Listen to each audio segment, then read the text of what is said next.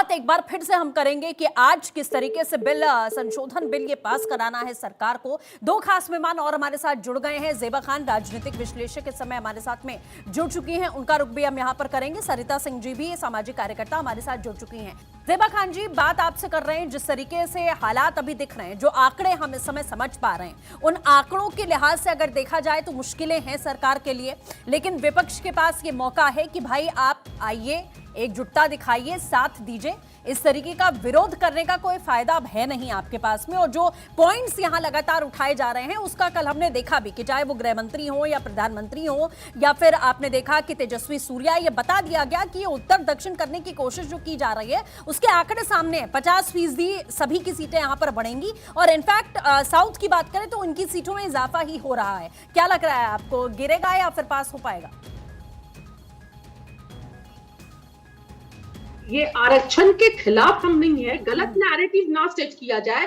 हम तो ये चाहते हैं कि अभी से ये आरक्षण लागू किया जाए। और सीपीपी चेयरपर्सन श्रीमती सोनिया गांधी जी ने पहले ही कहा था कि ये आरक्षण को ये जो परिसीमन से ना जोड़ा जाए और 2024 के चुनाव के साथ ही लागू किया जाए। लेकिन उस समय देश के गृह मंत्री जी बोलते हैं कि जैसे ही चुनाव खत्म होगा हम लोग गणना करवाएंगे, उसके बाद से परिसीमन होगा और उसके बाद से फिर इस आरक्षण को लागू किया जाएगा। लेकिन अभी क्या हो जाता है कि आप बिना जातिगत जनगणना करवाए आप परिसीमन करवाने जा रहे हैं और आरक्षण को लागू करना चाहते हैं। बस बात यही है।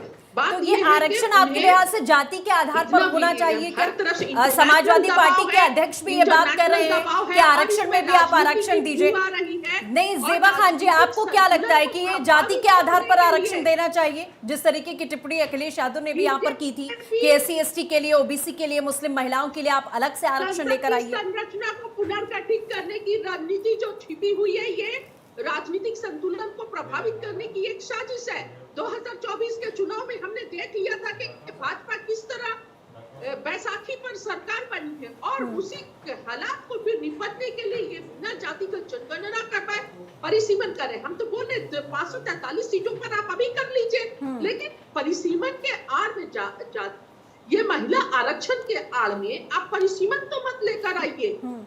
और अच्छा, इसमें दिक्कत क्या है? ज़ेबा खान जी, आप लगातार बोलती रहेंगी तो इससे कोई फायदा नहीं है।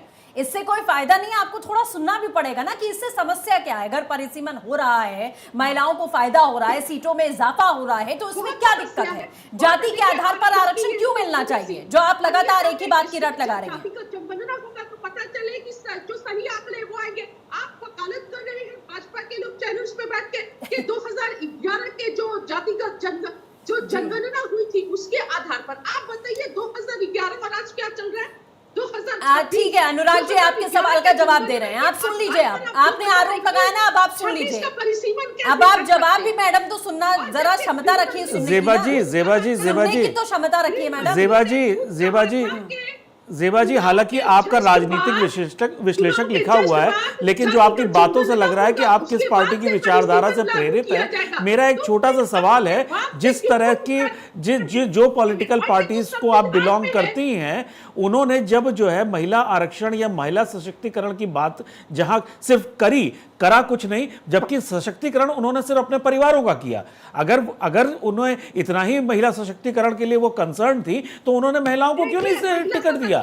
क्यों सिर्फ अपने परिवार? आप पूरी लिस्ट उठा लीजिए, जिन दलों की आप बातें कर रही हैं, जिन दलों की बातों को आप इंडोर्स कर रही हैं, उन्होंने अपने परिवार के अलावा किसी को इंपॉर्टेंस दी ही नहीं, अपने परिवार के अलावा किसी को पढ़ाया ही नहीं। अगर ये करना था, अगर आप मुस्लिम महिलाओं की बात करते हैं तो उन्होंने कितने ठीक है अनुराग जी। ज़ेबा खान जी हमारे साथ सरिता सिंह भी जुड़ी हुई हैं, उनको भी इंक्लूड करना है। ज़ेबा जी, कंटिन्यू बोलने से जो है आपकी बात सच नहीं हो जाएगी। जो आप बार बार रिपीट कर रही हैं ना, वो बोलने से नैरेटिव आप सेट करने की कोशिश कर रही हैं यहाँ पर बैठकर। सरिता जी भी हमारे साथ जुड़ी हुई है। सरिता जी, आपका क्या टेक है?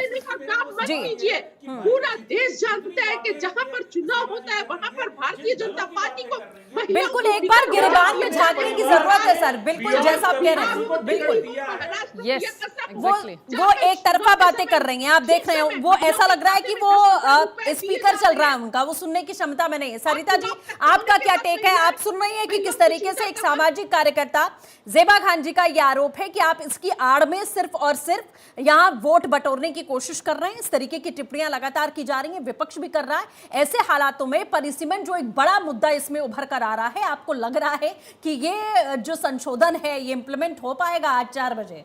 मैम, इसके बाद आपके पास। जी देखिए, सबसे बड़ा मुद्दा तो यही है, महिला आरक्षण आना चाहिए और ये सारी महिलाएं चाहती हैं। हमारे पैनल में जितनी भी महिलाएं हैं वो सब जो है इससे सहमति पूरा देश ही चाह रहा है, मुझे लग रहा है मैम, महिला पुरुष की बात ही नहीं है अब यहाँ पर। सरकार कर रही है तो हम लोग इसका दिल से स्वागत करेंगे, लेकिन मुद्दा क्या हो जाता है और विपक्ष इसीलिए उन्हें घेर लेती है क्योंकि टाइमिंग का जो मेन इशू है वो है। क्योंकि विपक्ष का सीधा सीधा कहना है कि अगर ये 2011 में स्टार्ट हुआ था और 2023 में इस पे लागू होना था और 24 तक भी बोले थे कि करना चाहिए, तो फिर क्यों नहीं किया गया? तो आखिर ये टाइमिंग क्यों चुना गया? इलेक्शन के टाइम में ही ऐसा क्या हो गया कि 3 दिन का सत्र रखना पड़ा और उन्हें महिला आरक्षण के लिए, महिला सशक्तिकरण के लिए सरकार को याद आ गई महिलाएं। तो इसमें सीधा सीधा सरकार पे डाउट इसीलिए जाता है क्योंकि मैं कहना चाहूंगी कि जब भी कहीं, चाहे आप बिहार ले लीजिए, दिल्ली ले लीजिए, चाहे अन्य राज्यों में ले लीजिए, जब इलेक्शन आने वाला होता है तो सरकार जो है हमारी अचानक से जागती है और उन्हें महिलाएं। लेकिन सरिता जी, ये कोई रीजन है इसका अपोज करने का?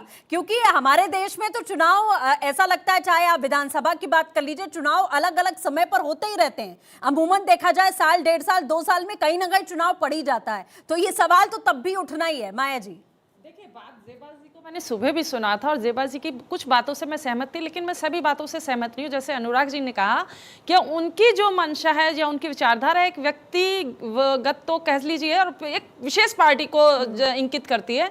अब आप ये देखिए, अगर ये बढ़ती है तो महिलाओं की भागीदारी हमारी राजनीति में बढ़ती है।